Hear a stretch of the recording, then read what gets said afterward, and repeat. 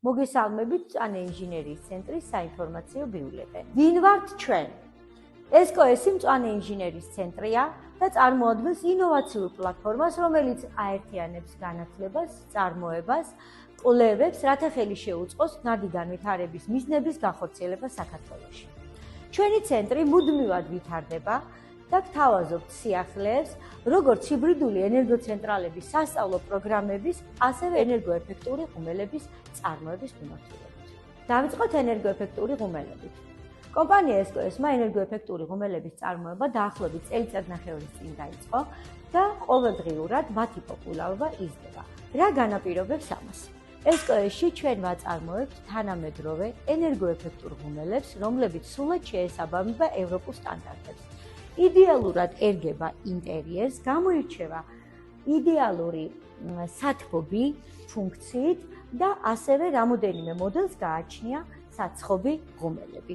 ინარჩუნებს სითბოს, მოიხმარს გაცილებით ნაკლებ საწვავს, არის სრულიად უსაფრთხო და ეკოლოგიური.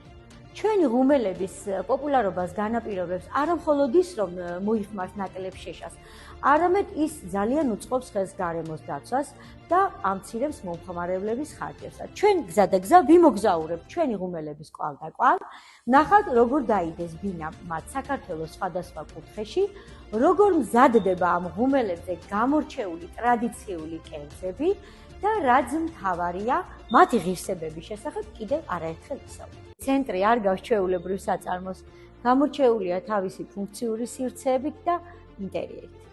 ჩვენ ახლა ვიმყოფებით SKS-ის ლაბორატორიაში და ვდგავართ ზუსტად იმ ჰიბრიდული ენერგოცენტრალების წინ, რომლებსაც ეკუთვნის მომავალი.